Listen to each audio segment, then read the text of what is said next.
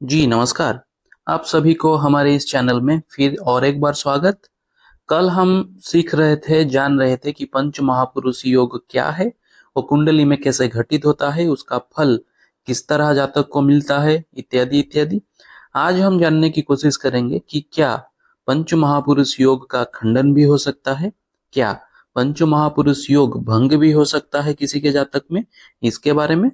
उससे पहले जो पंच महापुरुष योग के बारे में कल डिस्कस कर रहे थे, उसके रिगार्डिंग आज हम और कुछ तथ्य जानने की कोशिश करेंगे कि क्या और किसी तरह से अगर किसी के लग्न में पंच महापुरुष योग नहीं बन रहा है तो हम क्या और किसी चार्ट में चंद्र लग्न हो गया, सूर्य लग्न हो गया, नवमांश आदि हो गया, क्या उन कुंडली में हम इसको सिद्ध कर सकते हैं, इसके रिगार्डिंग थोड़ा तथ्य हम जान लेंगे। उसके बाद पंच महापुरुष योग का भंग का जो सूत्र है उसके ओर जाएंगे। मान लीजिए कि किसी के भी लग्न में, लग्न कुंडली में पंच महापुरुष योग नहीं बन रहा है, तो मंत्रेश्वर जी का कथन यहां पर है कि अगर लग्न से हम जिस तरह पंच महापुरुष योग को घटित करके देख रहे थे, उसी तरह हम पंच महापुरुष योग को चंद्र लग्न से भी घटित करके देख सकते हैं। आइए आज हम पहले एक लग्न बनाते हैं, उसके बाद चंद्र लग्न बनाएंगे, चंद्र लग्न बनाना सीखेंगे, उसके बाद चंद्र लग्न में किस तरह ये योग सिद्ध होते हैं उसके बारे में भी जानेंगे। मान लीजिए आपका लग्न कोई भी हो, मैं यहाँ पर एक एग्जाम्पल ले लेता हूँ। मान लीजिए धनु लग्न का कुंडली है, तो लग्न में नॉन नंबर लिखा होगा अगर आपका धनु लग्न होगा। इसको आइए पहले निर्माण कर लेते हैं। पंचम भाव में मेष राशि बनेगा,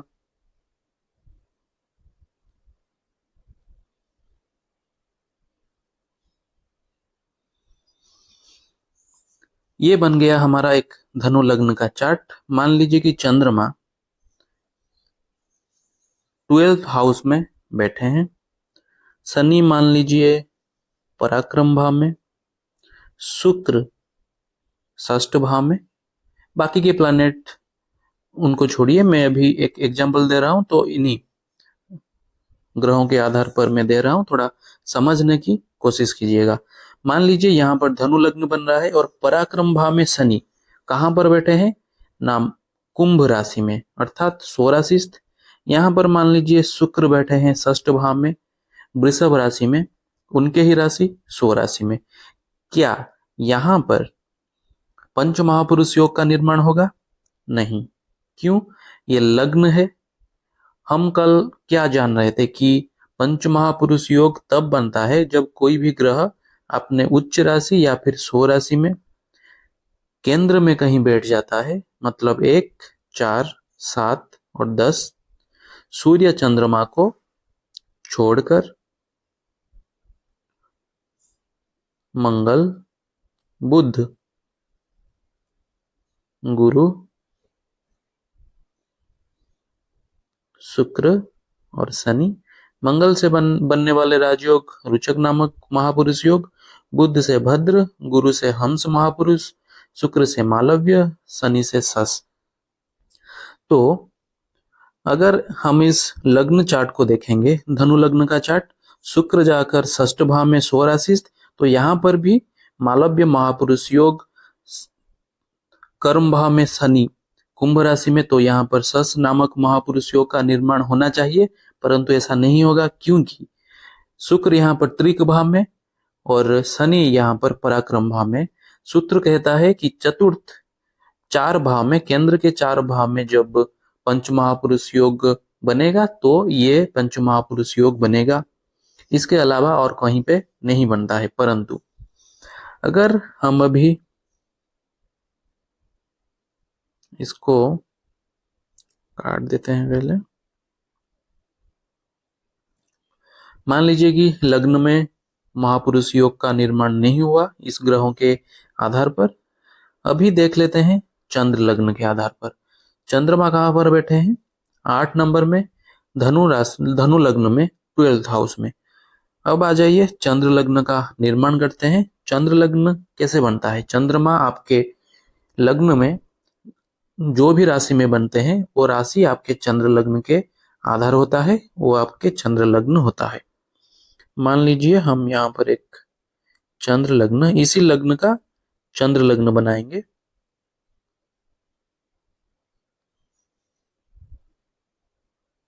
तो चंद्र लग्न मतलब लग्न में चंद्रमा।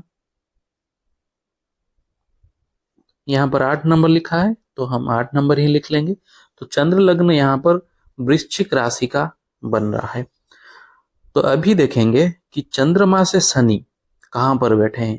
चंद्रमा हो गया पहला घर, नव लग्न हो गया दूसरा घर, द्वितीय भाव हो गया तीसरा, और शनि जहां पर बैठे हैं ये हो गया चौथा भाव।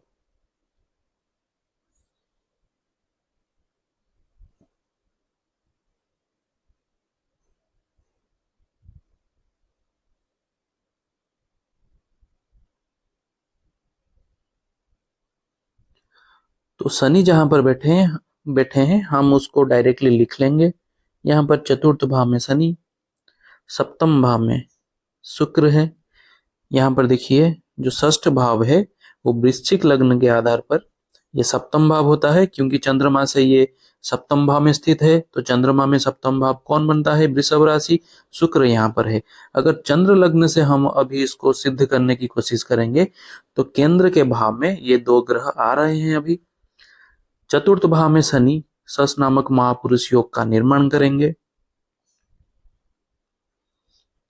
चतुर्थ भाव में शनि सस नामक महापुरुष योग का निर्माण करेंगे। यहाँ पर सप्तम भाव में शुक्र मालव्य महापुरुष योग का निर्माण करेंगे। परंतु ये जो सिचुएशन है ये लग्न में नहीं बन रहा था, परंतु ये चंद्र लग्न के आधार पर सिद्ध हो गया। तो मंत्रेश्वर जी का कथन है कि जिस तरह हम लग्न में पंच महापुरुष योग को सिद्ध करके देखें, उसी तरह चंद्र लग्न से भी देखना चाहिए, फल समान मिलेगा। तो इसी तरह चंद्र लग्न के आधार पर अगर आपके लग्न से पंच महापुरुष योग नहीं बन रहा है या फिर बन भी रहा है तो आप चंद्र लग्न के आधार पर इसी तरह चंद्र लग्न बनाकर आप इसको देख सकते हैं। अब आ जाइए हमारे जो मूल सूत्र था कि क्या पंच महापुरुष योग भंग भी हो सकता है, इसके रिगार्डिंग आइए देखते हैं। तो यहाँ पर मानसागरी नामक एक प्रसिद्ध ज्योतिष के ग्रंथ में मानसागरी जी लिखते हैं या मेंशन किए हैं कि अगर चारों भाव में किसी भी भाव में महापुरुष योग का निर्माण हो रहा है, परंतु उसके साथ अगर सूर्य और चंद्रमा उस ग्रह के साथ बैठ जाते हैं तो ये महापुरुष योग का भंग कहा जाएगा।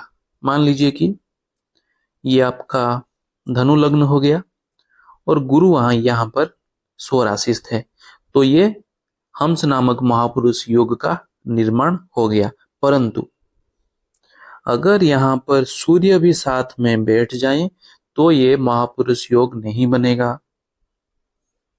अगर चंद्रमा यहाँ पर बैठ जाए, सूर्य ना बैठकर चंद्रमा बैठ जाए तो ये महापुरुष योग नहीं बनेगा। इसको मंत्र मानसागर जी इस योग को भंग मानते हैं कि इस तरह की स्थिति में महापुरुष योग नहीं बनेगा। जो भी ग्रह, वो चाहे मंगल हो गया, बुध हो गया, गुरु हो गया, शुक्र हो गया या फिर शनि हो गया, इनमें से कोई भी ग्रह अगर चंद्रमा, सूर्य और चंद्रमा के साथ बैठ जाते हैं तो ये महापुरुष योग का जो लाभ है, योग तो बनेगा परंतु जो लाभ है उस तरह का लाभ जातक को नहीं मिल पाएगा। परंतु उसी ग्रह के दशा